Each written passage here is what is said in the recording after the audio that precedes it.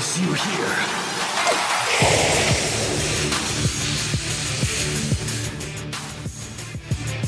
The 4th of July means all your family's coming over, which means you have to deal with your annoying cousins. All your cousins being over mean they gonna be touching all of your shit. And touching all of my shit equates to a fight breaking out. Eventually your mama gets tired of all the noise you niggas is making, so she busts in the room and beats everyone's ass with a Hot Wheel track. It's only 10 a.m. 10:30, all the kids is still crying in sync from that ass beating, so your mama tells everyone to shut the fuck up before she gives y'all something to cry about. 11 a.m. you make your way into the living room where all your aunties are conversing. They encourage you to sit down only so they can interrogate you on your sex life and remind you that you going to hell for fornicating. That's when your Uncle Nobody Trusts Around the Kids Alone stumbles into the living room and everyone gets quiet. So then you slip into the backyard in the midst of the awkward silence where some of your uncles and cousins are gearing up to play some basketball.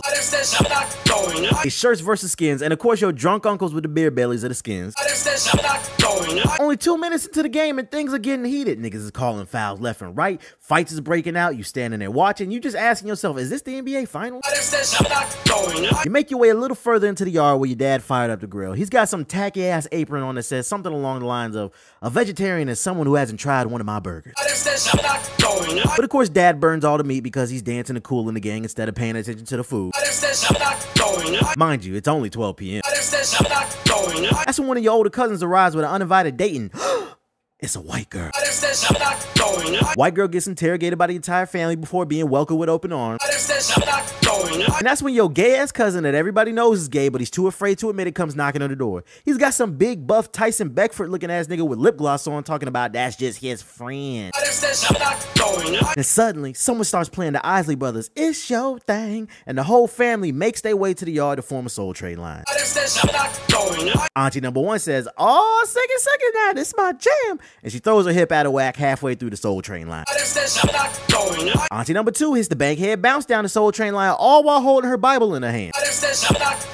And Auntie number 3 makes her way to the kitchen using the Soul Train line as cover like Sam Fisher to sabotage your mom's pecan pie because she's a hater and she thinks she's the best cook. And that's when your tacky ass daddy reminds everyone for the millionth time that he was a b-boy back in the 80s and demands y'all give him some space. Your dad tries to spin on his head, but he just ends up busting his ass. It's only 3 p.m. Now the food is finally done and everyone sits down to eat. You're 17 at the time and you try to sit down with the adults, but they tell you this table's for grown folks and they force you to sit with the little kids. Now you gotta listen to these loud ass snot-nosed brats while you try to enjoy your ribs. You say fuck this shit and you storm back into your room alone. And that's when you notice some of your favorite shirts are missing out of your closet, so you begin a search around the house. Meanwhile, your family begins to leave, and of course everyone's got to get a plate to go, so now the kitchen's crowded by people searching for tinfoil to cover their plate. And as night begins to fall, the adults are drinking, and that's when your shady uncle tries to pitch your dad a business investment. Meanwhile, you still searching for your clothes. And of course, the very next day you wake up and you check your social media like you normally do. You're just scrolling through your timeline. And that's when you see your cousin with your clothes on flexing talking about, I just hit the mall, bought it all, head ass. Then that same cousin got the nerve to tweet you talking about, can't wait to see you the next 4th of July at the barbecue. Nigga, fuck you.